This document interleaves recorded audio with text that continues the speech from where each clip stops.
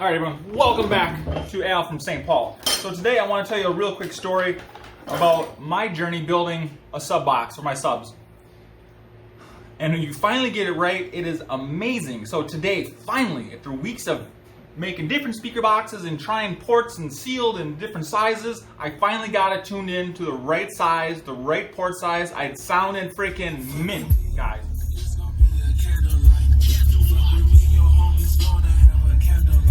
Mint, guys. I did not believe that a speaker box could make that big of a difference. It makes a huge difference. I'm talking at least freaking 20 decibels difference. My whole my whole truck shakes like crazy now that I got the box built the way I wanted it. All right, so let me show you. First, I bought this. This is a prefab piece of shit box from Walmart. It was $30, right? It's all I had the time for. You know, I plastic dipped the inside. I even put a little bit of sound deadener against the back wall to try to stop it. You know, I put extra screws in it, and you can see that this is maybe ½ inch thick. It's really cheap. It's all splitting. It's just a piece of shit, right? But even in that box, it sounded okay. Now, it wasn't the ground shaking bass that I wanted, but it sounded okay. I decided to build a box. So I built oversized box, like 2.5 cubes, tuned to 38 hertz, and 1-inch port, right? I did the calculator, so it tells me the tuning of it and everything, so I made it, and it's too big. It's freaking huge. It weighs 1,000 pounds for one thing, and it doesn't sound good, okay? And I just one simple little L baffle for the port. And then I was reading people like, you know, it's all about the boxes. You gotta put the 45-degree angles in there in the corners. Like, I didn't really believe it. But I was listening to my box, and it makes a lot of noise, right? Like a secondary noise that you don't want. And when the bass hits, it's like a lot of flapping. There's seal, you know, air leaking out of in between the boards. I didn't have it sealed right, and it just did not sound good. I mean, it was loud. If you want loud, it was loud, but it sounded like shit. So I decided I'm gonna take it, bring it in, pull it apart, and fix it. So I decided I cut 3 inches off of it to make it a little bit smaller. So now it's like 1.5 cubes instead of 2. A little less weight. I did the 45s in all the corners. Let me show you what I did here.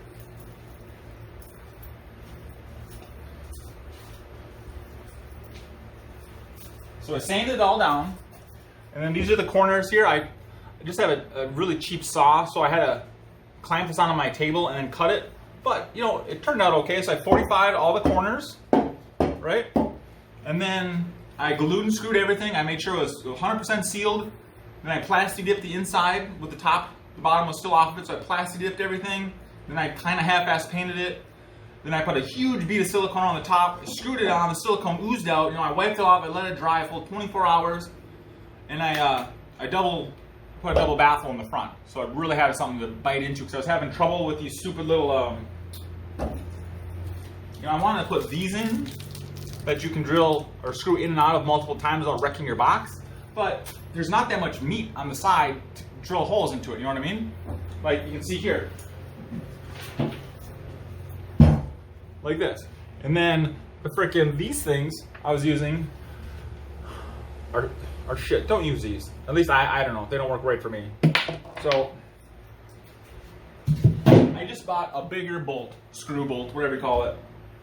And that works pretty good.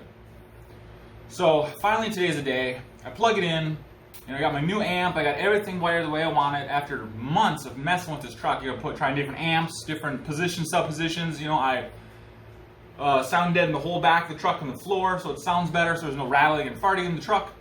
And holy shit, excuse my language, guys. I had the volume on 10 when I got in the truck, and it was shaking like hell on 10, right? And I think the radio goes up to like 50, but I've never had it up past 30 because that's just, then you hit distortion. Usually right around 20 is what as loud as I'll put it. And that's like, the difference, I wish I had a SPL meter. It's humongous, guys. The sound is clean, the bass, it's no more farting noises. So those 45-degree angles, oh, and I rounded off the wood too, and the port's rounded on the front of the port, you know, I rounded that off. And then the port wall, I rounded that off with my router. So it's all rounded, all smooth, and it makes a humongous difference, guys. I cannot stress how much difference the box makes. It's like, I'm almost 40 years old. It took me this many years to realize this, because I was never that serious about my bass. I put 2 kicker 10s in my old truck underneath the back seat for 5 years, and they worked fine, and that's all I expected. But now, a little bit older, a little bit wiser, my truck is very limited in space. I wanted something that just beat you down, but doesn't take up a ton of room. So I got 112 in the back, and it sounds pretty freaking good, guys. I mean, for 112, holy crap. It's a 1,000 watt / 2,000 watt peak, and I got my Taram 3K pushing it, and it sounds damn good, guys. And I have a 1,000 watt amp pushing my 6 speakers. I got the 2 small ones in the dash, I got the 4 6x9s in the doors, standard Dodge. And those are all upgraded to Pioneer, and I got a Pioneer head unit. So everything's Pioneer except for the amps and the sub. And I couldn't be happier, guys. I'll play a sample here in a little bit after it cools down. It's hot as fuck here in Minnesota. It's been like 90 with like 80% humidity, just gross. Anyways, guys, that's my little spiel about the box. The box makes all the difference, guys. So if you're not happy with your sub, try a different box. Build a box, ask someone to build one for you. Hell, shoot me a text and I'll even send you freaking schematics. Cut it. All you have to do, if I can build a box with this, it's a 5.5 inch Ryobi cordless circular saw. And this is what I've used to build all my boxes. All you gotta do, boy, I can't cut straight, Al.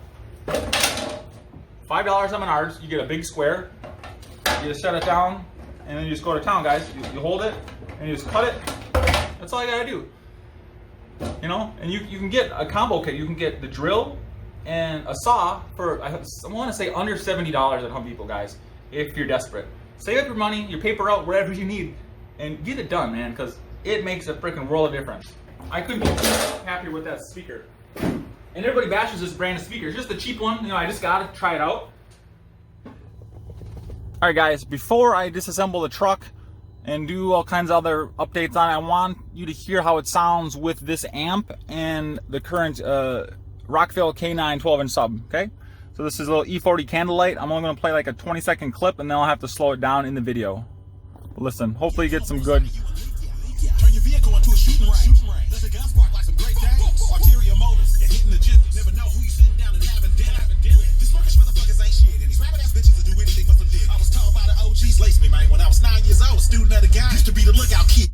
So I typically don't ever turn it up past 20 just because it's so crazy loud. But I hope I got my good mic on here, so hopefully you're picking this up other than just distortion.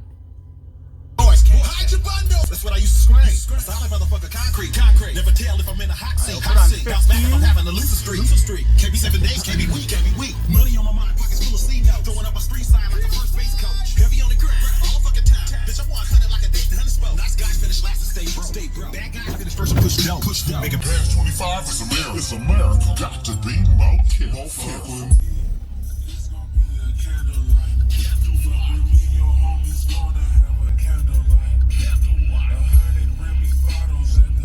Flex for you there.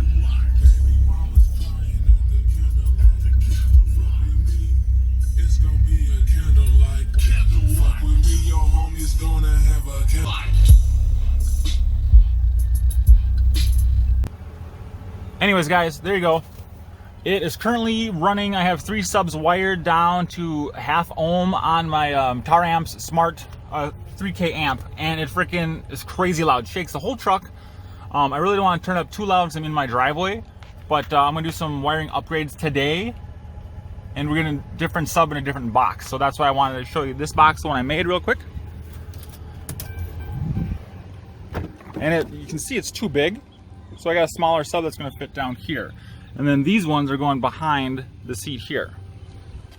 But this box, if you watch my other video I talk about making this, it is freaking a huge difference, guys. From a ported enclosure to a sealed box, I'm talking like 30% louder, guys. Crazy. And let me tell you, it'll shake your freaking eyeballs pretty damn good. Alright, guys, thanks for watching. Don't forget to subscribe, hit that bell notification. I got lots of good videos coming up, guys.